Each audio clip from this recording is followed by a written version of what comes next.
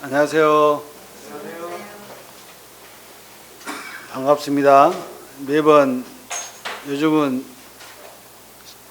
수요일 저녁에 집회를 나오시면 주일에 두 번 뵙는데 그렇지 못하기 때문에 일주일에 한 번 뵈는 것만으로도 반갑습니다. 오늘 예배를 드리면서 이 부활하신 주님에 대해서 이렇게 묵상을 했는데요. 우리 주님께서 십자가에 돌아가시고 사실 주님께서 스스로 이렇게 살아나실 수 있었는지 없었는지 저는 그건 잘 모르겠어요. 그런데 성경 말씀에는 하나님께서 주님을 다시 살리셨다 이렇게 말씀하셨습니다. 그러니까 하나님께서 주님을 다시 살리셨기 때문에 굳이 주님께서 그냥 스스로 살아나실 수 있었다느니 또 없었다느니 이런 말을 굳이 할 필요가 없는 거예요. 다시 말하면 이제 성경을 볼 때에 굳이 정해진 분명히 확실한 말씀이 있는데 우리가 사람들이 이렇게 추측을 해서 이랬을 것이다, 이랬으면 어떻게 했을까, 이런 그 추측의 말씀은 삼가하는 것이 좋다 이런 말씀을 이제 드립니다. 그래서 예수님께서는 부활하심으로 우리 믿는 자들에게 부활의 산 소망을 사실 주셨습니다. 2000년 전 그 고통의 십자가에서 피를 흘리시고 죽으신 우리 주님, 그 죽음을 기꺼이 감당하신 우리 주님을 묵상할 때 참으로 감사하다는 생각이 예배 때마다 듭니다. 그래서 우리 성도님들도 우리 주의 만찬 예배를 드릴 때 어떤 생각을 하고 이제 드리시는가는 제가 각 개인의 마음속은 잘 모르겠지만 아무튼 제가 생각할 수 있는 것은 우리가 매 주일마다 이 주의 만찬 예배를 드리는 것은 한 주일을 오늘 시작하는 날이잖아요. 그렇기 때문에 한 주일을 주님의 은혜로 잘 살기 위해서 이렇게 주의 만찬 예배를 우리가 드리는 것입니다. 주님을 기억하면요, 어떤 어려움이 온다 할지라도 그게 크게 말하자면은 어려움이 되지 않아요.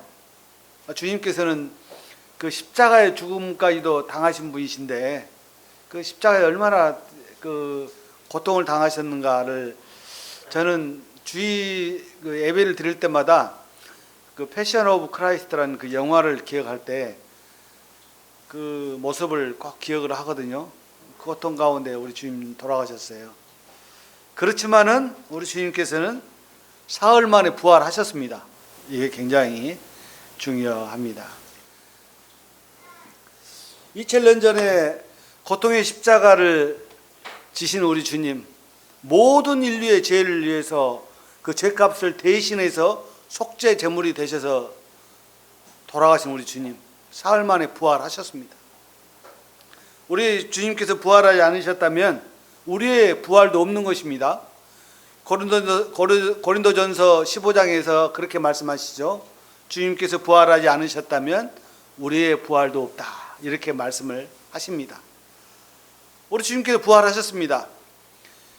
우리 주님을 재판했던 그 빌라도가 빌라도 보고서라는 그 보고서를 썼는데 그 빌라도 보고서에 분명하게 예수님께서 부활하셨다고 기록을 했습니다.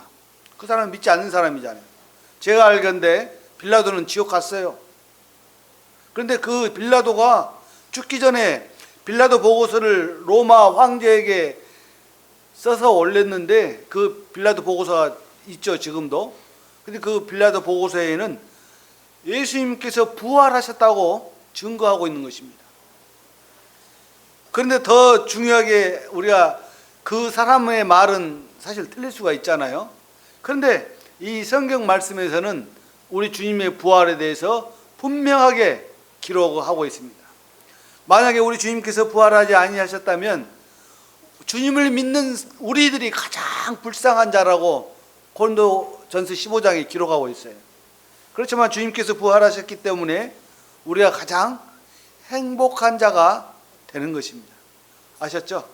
예. 그래서 요한복음 11장에 말씀하시기를 나는 부활이요 생명이니 나를 믿는 자는 죽어도 살겠고 무릇 살아서 나를 믿는 자는 영원히 죽지 아니하리니 이것을 내가 믿느냐라고 주님께서 직접 여러분들에게 질문을 하십니다.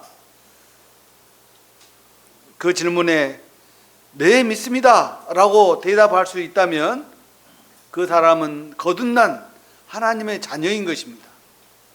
그러나 믿습니다라고 대답을 할 수가 없다면 아직 거듭나지 않는 거예요.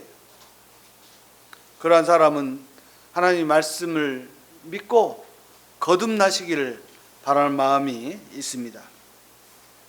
오늘 주제의 말씀은 사람이 떡으로만 사는 것이 아니다라는 말씀을 가지고 주제를 가지고 말씀을 교제하기를 원합니다. 마태복음 4장 1절을 한번 보시겠습니다. 마태복음 4장 1절에서 4절까지 우리가 한 목소리로 먼저 읽겠습니다. 예수님께서 하나님의 일을 시작하시기 전에 광야에서 40일간의 그 시험을 당하셨거든요. 받으셨는데 그때 그 기록한 말씀이에요. 굉장히 우리한테는 이 말씀을 읽을 때 왜 광야에 나가셨지? 라는 생각을 갖게 되는데 예수님께서는요 하나님의 일을 시작하시기 전에 이 성령에 이끌려서 광야로 나가셨습니다. 그런데 그렇게 성령에 이끌려서 광야로 나가셨는데 그 광야에서 사단의 시험이 있었다는 것이거든요. 이 사단의 시험을 이 성경은 기록하고 있습니다. 우리 같이 읽겠습니다. 시작. 그때 예수께서 성령에게 이끌려 마귀에게 시험을 받으러 광야로 가사 40일을 밤낮으로 금식하신 후에 줄이신지라. 시험하는 자가 예수께 나와서 이르되 내가 만일 하나님의 아들이거든 명하여 이 돌들로도 떡덩이가 되게 하라. 예수께서 대답하여 이르시되 기록되었으되 사람이 떡으로만 살 것이 아니요 하나님의 입으로부터 나오는 모든 말씀으로 살 것이라 하였느니라 하시니. 예. 방금 읽은 말씀대로 예수님께서는 성령에 이끌려서 광야로 나가셨다고 말씀하셨습니다. 광야로 나가셨는데 40일 동안 금식하셨어요. 이 금식이란 말은 물도 안 마시고 음식도 먹지 않는 것을 말하는 것입니다. 어떻게 이 40일 동안 금식하셨을까? 저는 도저히 이해가 안 갑니다, 사실은. 그런데 예수님께서는 40일 동안 금식을 하셨어요. 그런데 예수님께서는 대단한 마음의 결정을 하시고 금식을 하신 거예요. 예수님은 이 땅에 오실 때 사람의 몸으로 100% 사람의 몸으로 오셨고 또 100% 하나님이십니다. 우리 이해할 수 없는 부분이죠. 그런데 예수님께서 그 사람의 몸을 입으시고 오셨기 때문에 그 배고픔의 고난 이것을 다 경험을 하신 거예요. 그래서 성경에서 가장 적당한 단어가 있는데 예수님께서는 인생들의 모든 것을 경험하셨다 이렇게 말씀하십니다. 경험이란 말을 다른 말로 체휼하셨다 이렇게 말씀을 하시는 거예요. 예수님께서 성령에 이끌려서 광야에서 금식을 하시는데 그때 마침 사탄 마귀가 이 예수님을 시험하러 이렇게 나온 것입니다. 이 금식이란 말은 40일 동안 이 금식이란 말은 엄청난 시험이었습니다. 다시 말하면 다른 말로 하면 죽음과의 사투였어요. 죽느냐 사느냐 그런 사투였다 그 말이에요. 그때 이 시험을 받을 때 사탄 마귀가 나타났는데 사탄 마귀가 예수님을 대적하기 시작합니다. 그런데 예수님께서는 이에 대해서 사탄 마귀가 대적할 때 하나님 말씀으로 대적을 하셨는데 이 사탄 마귀는 인간의 배고픔의 허점을 잘 노려서 예수님을 시험한 것입니다. 4장 3절에 보니까 시험하는 자가 예수께 나와서 이르되 내가 만일 하나님의 아들이거든 명하여 이 돌들로 떡덩이가 되게 하라 이렇게 시험을 했어요.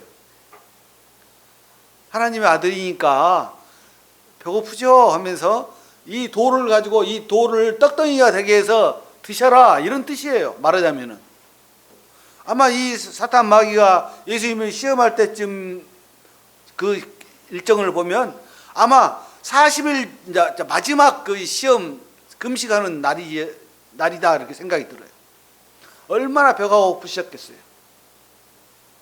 그래서 사탄이 그 약점을 보고 시험을 하는 것입니다. 우리나라 속담에도요, 어떤 속담이 있냐면 사흘을 굶으면 담을 넘지 않을 사람이 없다, 이런 말이 있어요. 이게 굶게 되면은 그런다 그 말이에요. 이 사람들이 이 굶지 않기 위해서 뭘 합니까? 일을 합니다. 그렇죠? 또 일을 하는 것은 왜 일을 합니까? 돈을 벌기 위해서 일을 합니다. 그렇죠? 그래서 사실은 돈 버는 일은 사탄 마귀가 사람들을 속일 수 있는 가장 취약한 부분이에요. 사람들이요, 그 돈을 벌기 위해서 악한 짓을 하거든요. 그래서 이 사탄 마귀는요, 사람의 가장 연약한 부분을 파고드는 것입니다. 저한테도 그렇더라고요. 아마 여러분들에게도 사탄 마귀가 그렇게 공격을 할 거예요. 그런데 문제는 이것이 사탄 마귀의 공격인지 아니면 평상시 살아가는 삶인지 그걸 구분을 하지 못하면 이제 문제가 생기는 거예요. 그래서 우리는 어떠한 공격이 올 때, 내게 어려움이 올 때나 이럴 때는 이 일이 사탄 마귀로부터 왔구나 하는 것을 그걸 분별할 수 있는 그런 힘을 가져야 되는 거예요. 이게 하나님 말씀이에요. 예수님께서는요, 사탄 마귀가 공격이 올 때 하나님 말씀으로 대적을 하셨거든요. 사실은 우리도 그래야 되는 거예요. 4절을 보니까 예수께서 대답하여 이르시되 기록되었으되 사람이 떡으로만 살 것이 아니요 하나님 입으로 나오는 모든 말씀으로 살 것이라, 이렇게 얘기를 했거든요. 신명기에 나오는 말씀인데요, 구약성경. 우리는 이렇게 알고 있어야 되는 것입니다. 사탄 마귀가 하나님 말씀을 알고 있기 때문에 그 말씀을 가지고 우리를 공격하는 거예요. 마귀가 하나님 말씀을 안 해? 어떻게 하나님 말씀은 나를 공격하지? 마귀 말이 아닌가 봐. 이런 생각을 가지면 큰일 나는 거예요. 4장 5절을 보니까 이에 마귀가 예수를 거룩한 성으로 데려다가 성전 꼭대기에 세우고 이르되 내가 만일 하나님의 아들이여든 뛰어내리라. 기록되었을 때 그가 너를 위하여 그의 사자들을 명하시리니 그들이 손으로 너를 받들어 발이 돌에 부딪히지 않게 하리로다 하였느니라. 예수께서 이르시되 또 기록되었을 때 주 너의 하나님을 시험하지 말라 하였느니라 하시니, 이처럼 사탄 마귀가 우리에게 접근해서 하나님 말씀을 들이대면서 미혹할 때 많은 사람들이 그냥 넘어지는 거예요. 사탄 마귀가요, 사실 구약 신약 말씀할 것 없이 알고 있어요. 그런데 하나님의 그 깊은 뜻을 알지 못하는 거예요, 사실은. 그런데 사람들은 무슨 말을 저 사람 입에서 하나님 말씀으로 막 얘기하니까 저 100% 옳은 말이야, 이렇게 생각할 수 있잖아요. 여러분, 여호와 증인들, 신천지나 이런 안상홍 이런 사람들 전부 다 하나님 말씀을 사용하잖아요. 이 사람들 이단이거든요. 그래서 그러한 부분의 말씀을 잘 이렇게 분별할 수 있는 그런 분별력을 우리는 가져야 되는 것이에요. 만약에 내가 그런 분별력이 약하면 어떤 이야기를 들었을 때 장로 형제에게 물어보세요.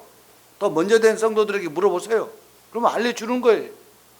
그렇잖아요. 내가 그냥 나는 영적으로 어린데 내가 한번 분별해봐야지 하는 그 어리석음을 갖지 마시라는 얘기예요.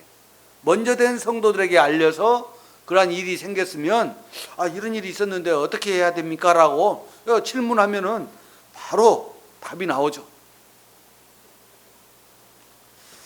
그래서 많은 사람들은요, 사탄 마귀가 딱 접근해서 말하면 하나님 말씀을 딱 들이대면 그래요, 성경이 그렇게 기록되어 있죠 라고 그렇게 믿으면서 따라가는 거예요. 신천지를 얘기 들으면 맨 마지막에 이만희가 나온다고 그래요. 저는 이제 안 배웠지만은 그래요. 한참 가다 보니까 구원자가 이만희요. 말이나 되는 얘기예요? 그렇게 된다고 말이에요. 그래서 우리가 그 사탄 마귀는 하나님 말씀을 사용한다는 사실을 우리는 꼭 기억을 해야 됩니다. 그래서 이 서강주교회 성도님들은 이 사실을 기억할 뿐만 아니라 말씀을 분별할 수 있는 분별력을 이렇게 길러야 되는 거예요. 우리가 이제 성경 공부를 하는 것도 그러한 것을 기르기 위해서 성경 공부를 하는 거예요. 자, 에베소서 6장을 한번 보겠습니다. 에베소서 6장 11절에서 13절.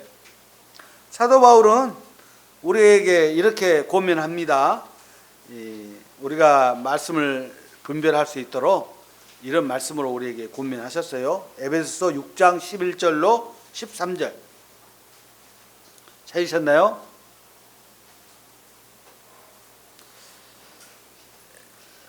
제가 읽겠습니다. 마귀의 관계를 능히 대적하기 위하여 하나님의 전신갑주를 입으라. 우리의 씨름은 혈과 육을 상대하는 것이 아니요 통치자들과 권세들과 이 어둠의 세상 주관자들과 하늘에 있는 악의 영들을 상대함이라. 그러므로 하나님의 전신갑주를 취하라. 이는 악한 날에 너희가 능히 대적하고 모든 일을 행한 후에 서기 위함이라. 예. 하나님의 전신갑주란 말이 나오죠. 입으라, 또 취하라 이렇게 얘기했는데, 이는 이렇게 해야 되는 이유는 하늘에 있는 악의 영들을 상대함이라. 사실 우리 그리스도인의 삶이요, 그런 악의 영들과 사실 대치하고 있는 거예요. 전쟁 중이에요, 쉽게 말하면. 그렇기 때문에 그들을 막아내기 위해서는 하나님의 말씀으로 전신갑주를 입으라는 것이 사도 바울의 우리에게 권면하시는 말씀인 거예요. 사도 바울도요, 전신갑주를 입고 사셨죠. 우리 그리스도인들이 전신갑주를 입고 산다면은 사도 바울처럼 능력의 힘을 가질 수가 있는 거예요. 어떤 사람은요, 이 산을 들려 저 바다에 던지우라면 던지울 것이요, 이 말씀이 딱 보고는 아니, 이렇게 불가능한 것을 하나님께서 하라고 하시지, 할 수 있다고 하시지, 이렇게 불만을 내어놓습니다. 그런데요, 이제 그 말씀의 뜻을 알지 못하니까 그렇게 얘기하는 것이죠. 그건 분명하게 하나님께서는 우리에게 할 수 없는 것을 하라고 말씀하지 않으신다는 거예요. 하나님께서 우리에게 말씀하실 때 우리가 할 수 있는 것을 말씀하시는 거예요. 사실 이 성경에도 분명히 할 수 있는 것을 기록하셨어요. 그런데 우리가 믿음이 연약해서 따라가지 못하잖아요. 저 자신도 성경을 볼 때 따라갈 수가 없을 것 같아요. 우리는 예수님을 본받아야 됩니다. 그런데 우리가 예수님을 본받는다면은 참 죽음까지도 이렇게 내놓을 수 있는, 그런 목숨까지도 내놓을 수 있는 그렇게 본을 받아야 되는데 어렵죠, 사실은. 안 그래요? 그런데 사도 바울이 그래서 중간에 말씀하셨어요. 주님을 본받지 못한다면 나라도 본받아라, 이렇게 말씀하셨거든요. 그래서 우리는 사도 바울을 본받아서 살아가는 거예요. 아무튼 우리는 이 전신갑주를 입어야 되는 것입니다. 하나님의 말씀으로, 이 하나님의 말씀으로 전신갑주를 입지 못했을 때에 사단이 속임수를 베풀면 우리는 넘어갈 수밖에 없는 거예요. 참, 이 하나님 말씀을 할 때 중요한 기준이 있는데요, 우리가 머리로만 하나님 말씀을 알고 있잖아요. 그것도 중요해요. 그게 중요한 거 아니라는 거 아닙니다. 머리로 알 뿐만 아니라 하나님 말씀은 우리의 마음으로 알아야 됩니다. 그래야만이 분별력이 생기는 거예요. 머리로 분별하다 보면요, 실수가 생겨요, 사실은. 그렇지만 마음으로 하나님 말씀을 분별하고 말하자면 영적인 분별력을 가지면 실수하지 않습니다. 다시 말하면 이런 거예요. 머리로 아는 것은 사람이 생각을 가지고 있지만 마음으로 아는 것은 하나님의 마음으로 분별한다는 이런 뜻입니다. 우리 하나님 말씀 분별할 때 하나님께서는 어떻게 하셨을까, 이렇게 생각하는 관점에서 보시는 게 가장 정확해요. 내가 보기에는 하나님이 이랬을 것 같은데, 이렇게 하는 것은 실수할 수 있는 거예요. 무슨 얘기인지 아시겠죠? 말씀을 분별하실 때는 하나님이시면, 우리 예수님께서는 이때 이렇게 하셨는데 아, 이렇게 예수님께서 이렇게 하셨구나 하는 그 예수님의 마음을 우리가 알 수 있어야 되는 것입니다. 이것이 마음으로 분별하는 거예요. 그래서 이 사탄 마귀가요, 마음으로 분별하지 못하고 머리로 아는 사람들을 공격하는 거예요. 그런데 문제는 영적으로 오래됐다 할지라도 성령에 충만하지 못한 성도를 공격하는 거예요. 성령에 충만했다는 말은 무슨 말이에요? 하나님 말씀으로 전신갑주를 입고 살아간다, 이런 뜻입니다. 그래서 사탄 마귀는요, 사람을 미혹할 때, 속일 때 거짓말쟁이의 본색을 드러냅니다. 거짓말쟁이는 사탄 마귀거든요. 이 거짓말쟁이가 본색을 드러내는데요, 어떻게 드러내냐면 아까 제가 보니까 예수님을 산 위에 꼭대기에 올려놓고는 천하만국을 보여주면서 나한테 절하면 이 천하만국을 주겠다. 천하만국 누가 만들었어요?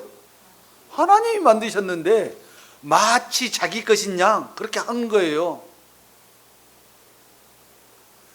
하나님께서 창조하신 그 능력을 자기가 만든 것처럼, 자기가 할 수 있는 것처럼 하면서 이야기하는 거예요. 여러분, 속으면 안 되는 거예요. 어떤 일을 약간 부정한 방법으로 했는데 이게 성사가 됐어. 하나님이 이거 해주셨구나. 천만에요. 하나님께서는 부정한 방법을 사용하지 않으십니다. 하나님께서는요, 가장 정직하고 솔직한 방법으로 이 세상을 살아갈 수 있도록 우리 그리스도인들에게 권면하고 계시는데 부정한 방법으로 해서는 안 되는 거예요.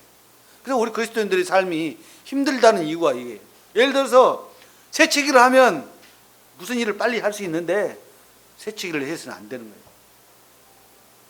줄을 서야 되는 거예요. 쉽게 말해요. 제가 우리 딸에게 이제 자동차 연수를 시켜줬거든요. 자동차 연수를 딱 시켜줬는데 어떻게 시켜줬냐면 정석대로 이제 시키는 거예요. 그러니까 교행에 이제 말하자면 운전을 빨리 배웠죠. 그래서 차를 이렇게 사줘서 차를 가지고 다니는데 언젠가 이제 제 차를 타고 이렇게 어디 가는데 저도 이렇게 어떨 때는 새치기 하잖아요. 새치기 안 하는 거예요. 이렇게 진입로를 바깥으로 나갈 때 약간 새치기식으로 이렇게 딱 이제 운전을 제가 오랫동안 했기 때문에 그런 거 있잖아요. 아무튼 사탄 마귀가 예수님을 속이고자 할 때 그러한 방법까지 쓰는 거죠. 마치 자기 것이냐. 내가 이걸 다 했으니까 내가 너한테 줄 테니까 나한테 잘해. 이렇게 말하는 거예요. 그런데 사실은요, 거짓말쟁이잖아요. 사탄 마귀는. 속으시면 안 됩니다. 그래서 예수님께서는 그 속임수에 사탄 마귀를 향하여 이렇게 말씀하십니다.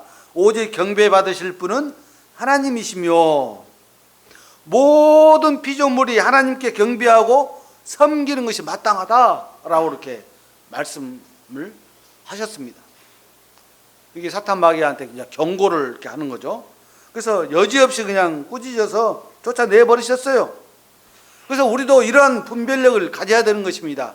이것이 내게 어떤 문제가 됐을 때, 사탄 마귀의 속임수다라는 것을 우리는 분별할 수 있어야 돼요. 우리가 보이스피싱이다라는 것을 분별할 수 있을 정도로 해야 된다, 그 말이에요. 보이스피싱은 속는다고 그러더라고요. 왜 속을까요? 진짜같이 하니까. 그렇잖아요. 진짜같이 전화를 해요. 그래서 우리가 여기서 알아야 될 것은 사탄 마귀는 예수님을 속이려고 했어요. 자, 예수님은 속았습니까? 안 속으셨잖아요. 그런데 우리는 이제 속을 수가 있다고 말이에요. 사탄 마귀의 속임수예요. 그래서 그것을 우리는 꼭 참 경계해야 되는 것입니다. 제가 자주 말씀드립니다만 베드로전서에 사탄 마귀는 우는 사자같이 삼킬자를 찾는다고 사도 베드로가 얘기를 했잖아요. 왜 했겠어요? 베드로가 한번 넘어갔거든요. 베드로가 사탄 마귀의 속임수에 속아가지고요, 어떻게 한 줄 아세요? 예수님을 저주하기까지 부인했다 그 말이에요. 그렇기 때문에 자기가 경험을 했기 때문에 우리에게 권면하는 거예요. 야, 속지 마라. 내가 예수님을 저주할 때까지 저주도 했는데 이제 지금은 내가 속지 않는다 하면서 사도행전에 보니까 예수 다시 하나님의 사람으로 돌아와서 능력을 베풀고 하는 것을 볼 수가 있었는데, 사도 베드로는 우리에게 경각심을 가지라고 말씀을 하신 거예요. 우리가 그 화처럼 우리 화와 얘기를 많이 하잖아요. 화가 먹지 말라 하신 말씀을 먹지도 말고 만지지도 말라 이렇게 말씀을 약간 바꿨단 말이에요. 더했단 말이에요. 그래가지고 넘어갔잖아요. 그래서 우리는 하나님 말씀을 할 때 분명하게 알아야 돼요. 물론 꼭 암송하지 못한다 할지라도 보면은 이것은 이런 말씀이야 라고 분명하게 알 수 있어야 되는 것입니다. 다시 이제 마태복음 4장 4절 한번 다시 보겠습니다.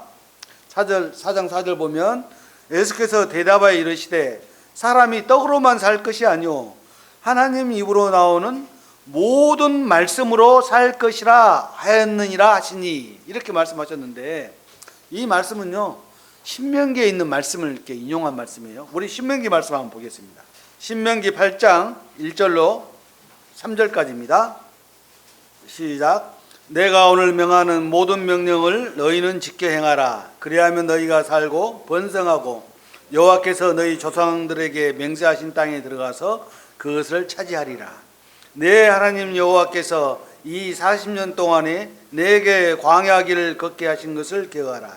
이는 너를 낮추시며 너를 시험하사 내 마음이 어떠한지 그 명령을 지키는지 지키지 않는지 알려 하심이라. 너를 낮추시며 너를 줄이게 하시며 또 너도 알지 못하여 내 조상들도 알지 못하던 만나를 먹게 하신 것은 사람이 떡으로만 사는 것이 아니요 여호와 입에서 나오는 모든 말씀으로 사는 줄을 내가 알게 하려 하심이니라. 예. 어떤 형제가 간증한 것을 제가 들었는데요. 이제 그 간증을 제가 이야기해 드리겠습니다. 어떤 형제가 직장에 들어갔어요. 이 형제가 직장에 들어갔는데 아주 최선을 다해서 일을 했어요.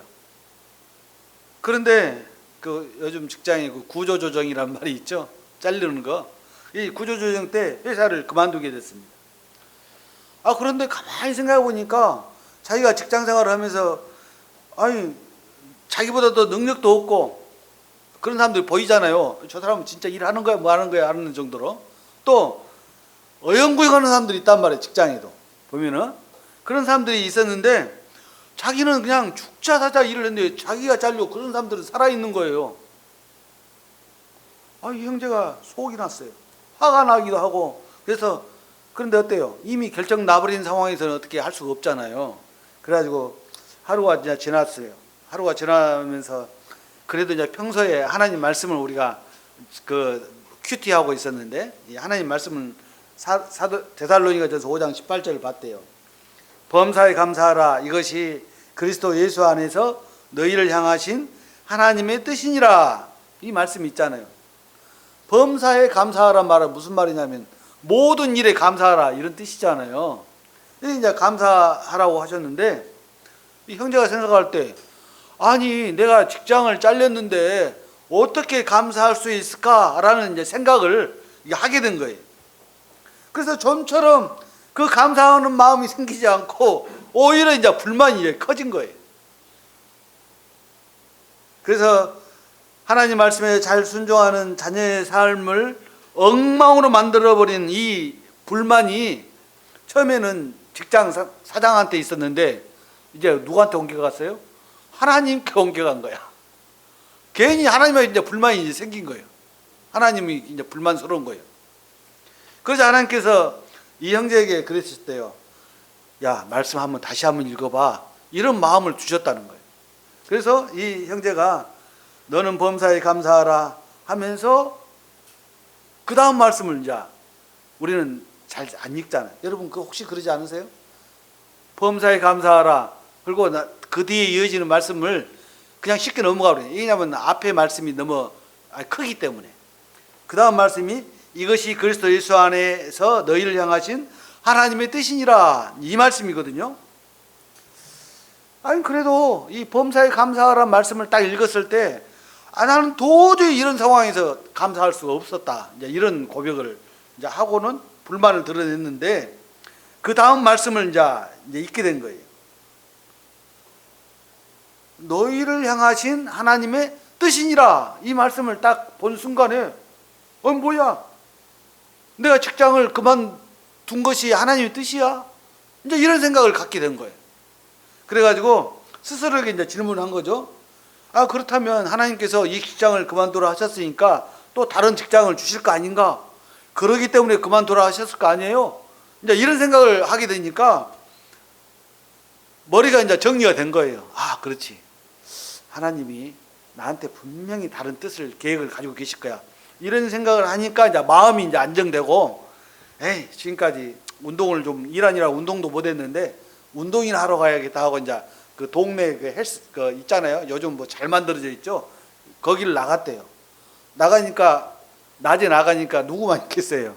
할아버지, 할머니들만 이제 있고, 젊은 사람은 자기 혼자뿐이요. 그래서 다 나가가지고는 이제 마음이 편해진 거죠. 그래서 나가가지고는 이제 인사도 하면서 안녕하세요. 이제 인사도 하면서 이제 운동 기구를 돌리고 이렇게 하니까 갑자기 잘 이렇게 몸이 잘 뻣뻣해지니까 일만 하다 보니까 뻣뻣해진 거예요. 그래가지고 잘 운동 기구가 안 되니까 내가 이래서 하나님께서 내게 운동을 해서 좀 몸을 좀 건강하게 하라고 그렇게 하셨는가 보다 하고 이제 긍정적인 생각까지 갖게 된 거예요. 긍정적인 생각하고 이제 운동을 하니까 더 이제 신나죠. 운동을 해도 억지로 하면 재미없어요. 그렇죠? 이제 신나고 그러니까 이제 며칠 동안 계속 그 일을 한 거예요. 일단은 하나님 쉬는 시간이다 하는 생각하고 운동하는 시간이다 생각을 하고 이제 그렇게 하고 있었는데 어느 날 어떤 한 그 노인분이 오셔가지고 이 형제에게 질문을 했답니다. 아니 청년은 혹시 3교대로 하는 직장이 다니냐 이렇게 이제 질문을 한 거예요. 그러자 이 형제가 아니요, 저 직장을 지금 잃어버렸는데 그러면서 이제 자기 자초지종을 그 노인분에게 웃으면서 이렇게 얘기를 하면서 얘기를 이제 했어요. 그러니까 그 노인분이 청년 그러면 다른 직장을 알아보고 있느냐 이렇게 물어봤대요. 예, 직장을 알아보고 있어요. 그런데요, 그 알아보기 전에 하나님께서, 내가 믿고 있는 하나님께서 인도하시라는 확실한 믿음을 갖게 되었다고 그 얘기를 딱 한 거예요.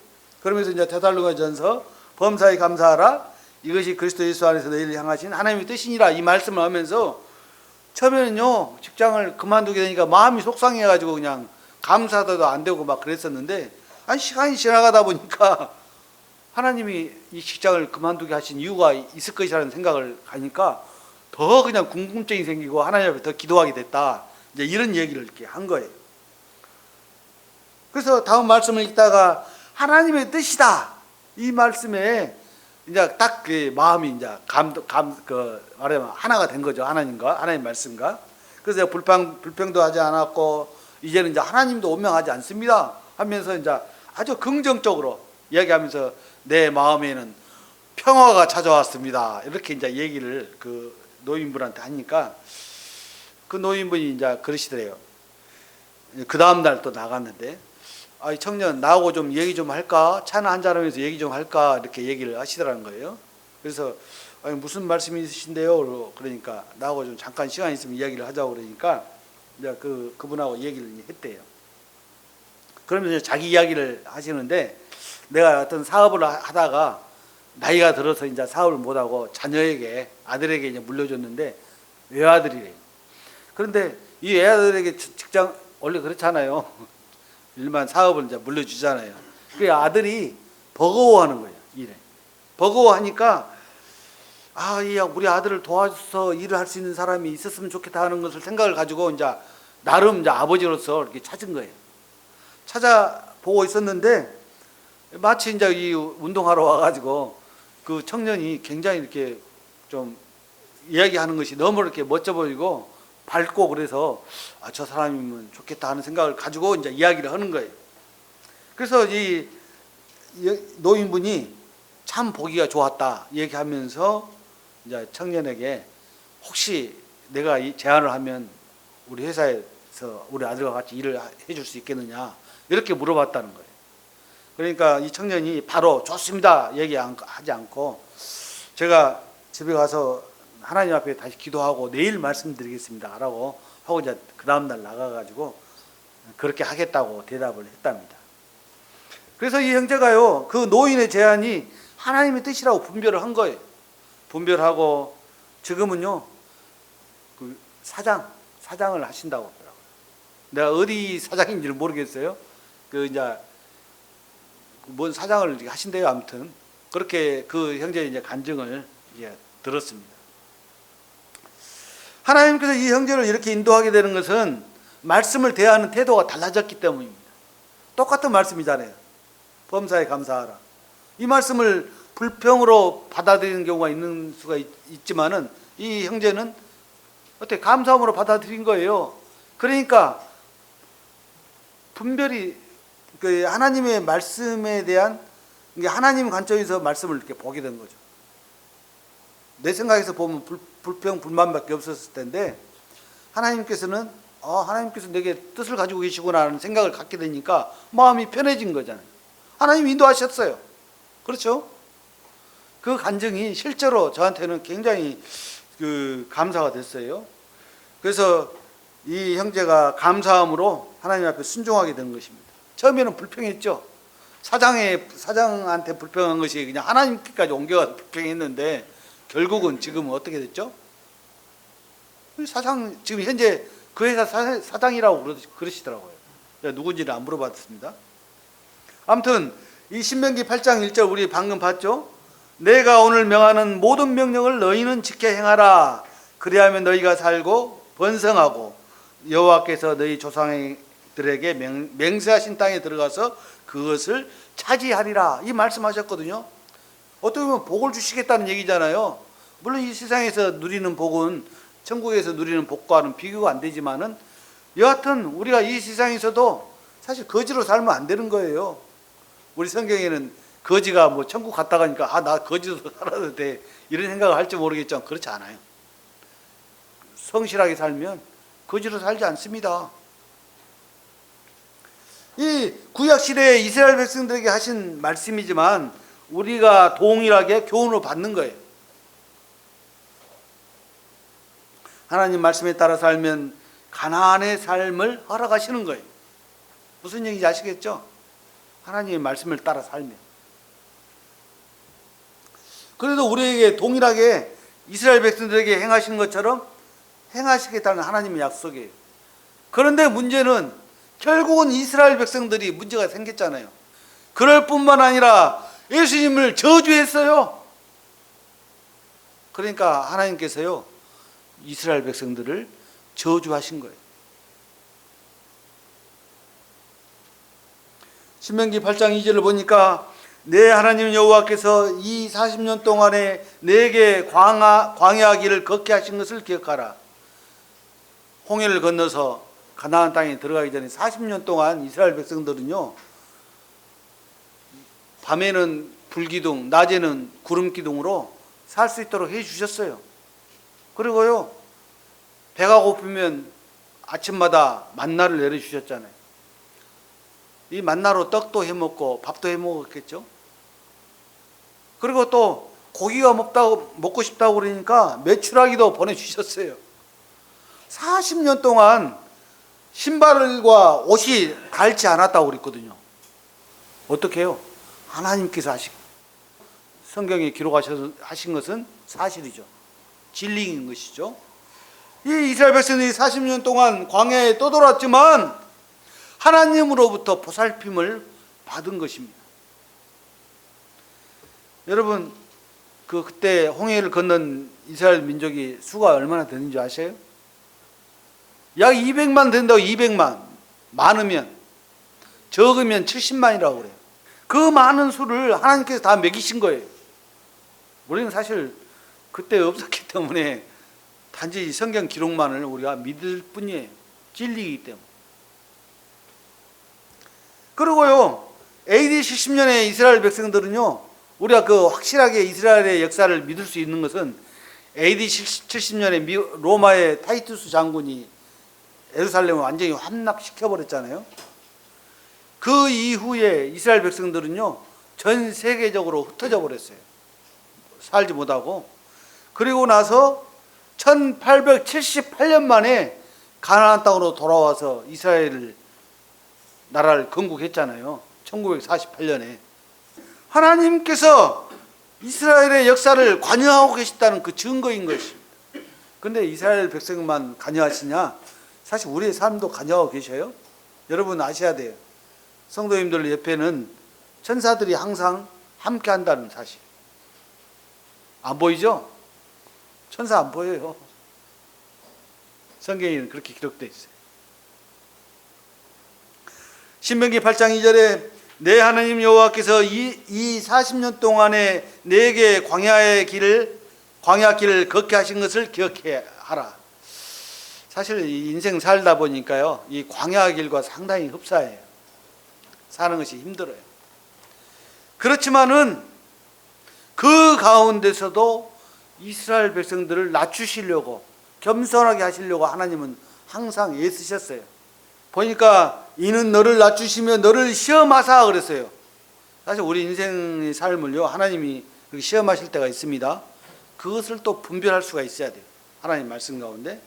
그리고 하나님께서는 홍해를 건넌 이스라엘 백성들을 낮추시는 시험을 하셨고, 그리고 내 마음이 어떠한지 그 명령을 지키는지 또 지키지 않는지 알려 하심이라고 그랬어요. 알려. 하나님은요 우리의 마음을 알려 하세요. 잘 여기서 정리를 해야 됩니다. 하나님은요 이정진이가 1957년도에 태어나서 언제 죽을지를 하나님은 알고 계십니다. 제가 죽을 날을 알고 계신다고요. 그런데요 제가 살아가는 동안에 어떤 일을 제가 결정을 하잖아요. 그 결정은 제가 어떻게 결정하느냐에 따라서 하나님은 말하자면 싫어도 인정하시는 거예요. 내가 그렇지만 다만 어떻게 하기를 원하시겠죠? 하나님의 뜻대로 결정하고 분별하기를 원하시는 거예요. 그런데 가끔 그걸 못해서 그냥 내 생각대로 하다 보면 이렇게 힘든 거예요. 사실은 이스라엘 백성들 홍해를 건너서 가나안 땅에 10일 만에 들어갈 수 있는 그 거리였는데 40년을 돌아갔잖아요. 그런 거예요. 우리를 그렇게 인도하시는 하나님께서는 우리의 의견을 존중하신다고 말이에요. 제가 자주 말씀드리지만 하나님 너무 멋지신 분이세요. 우리 억지로 끌고 가지 않으신다고 말이에요. 하나님께서는 우리의 마음을 살피십니다. 그리고 또 우리의 마음을 알고 자세요. 그래서 하나님 앞에서는 우리가 숨길 수가 없는 거죠. 하나님은 우리의 마음의 중심을 보신다는 것입니다. 그래서 신명기 8장 3절을 보니까 너를 낮추시며 너를 줄이게 하시며 또 너도 알지 못하며 내 조상들도 알지 못하던 만나를 내게 먹이시는 것은 사람이 떡으로만 사는 것이 아니요 여호와 입에서 나오는 모든 말씀으로 사는 줄을 내가 알게 하려 하심이니라. 그래서 이스라엘 백성들에게 이스라엘 백성을 낮추시는 분도 이스라엘 백성들을 시험하시는 분도 하나님이시라는 것을 알게 하시려고 하나님께서 애를 쓰신 거예요. 사실은 40년 동안 우리는 육신의 양식을 주신 분만 생각을 합니다. 육신의 양식이 눈에 보이기 때문에. 그런데 그것이 전부가 아니죠. 영의 양식을 주시는 분도 하나님이시라는 것을 우리가 알게 하려 하신다고 그랬어요. 메추라기와 만나와 이런 것을 주신 분이 하나님이신 것을 알겠죠? 그냥 알잖아요. 예를 들어서 하늘에서 만나가 떨어지면 이거 하나님이 아니면 도저히 줄 수 없는 거야 라고 이스라엘 백성들은 다 생각을 했을 것입니다. 그런데 그것이 중요하지만 육신의 양식도 중요하지만 영적인 양식도 하나님이 주신다는 사실을 알게 하려 하신다, 이런 말씀인 거예요. 사실은. 그래서 예수님께서는 사탄 마귀를 대적하기 위해서 사람이 떡으로만 살 것이 아니요 하나님 입으로부터 나오는 모든 말씀으로 살 것이라는 사실을 말씀하신 거예요. 너를 낮추시며 너를 시험하사 네 마음이 어떠한지 그 명령을 지켰는지 안 지켰는지 그걸 알려 하신다고 그랬어요. 그래서 신명기 8장 3절에는 너를 낮추시면 너를 줄이게 하시며 또 너도 알지 못하며 내 조상들도 알지 못하던 만나를 내게 먹이신 것은 사람이 떡으로만 사는 것이 아니요 여호와 입에서 나오는 모든 말씀으로 사는 줄을 내가 알게 하려 하심이라. 처음에는 알게 하심이라 그랬고 이제는 알게 하려 하심이라 이렇게 말씀하신 거예요. 우리의 마음을 알고 싶으시에요. 하나님 어떻게 알고 싶으실까요? 억지로는 하지 않으시지만 우리가 하나님 뜻으로 분별하기를 알기를 원하신다고 말이죠. 그러고 나서 이루어진 일에 대해서 알게 하려 하십니다. 이렇게 말씀하시는 거예요. 우리는 우리 마음을 하나님 앞에서 숨길 수가 없습니다.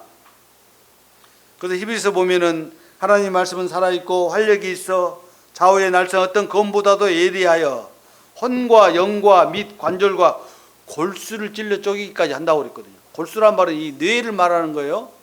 우리 생각을 하나님께서는 찔러 쪼개기까지 하신다고. 그런 하나님이세요.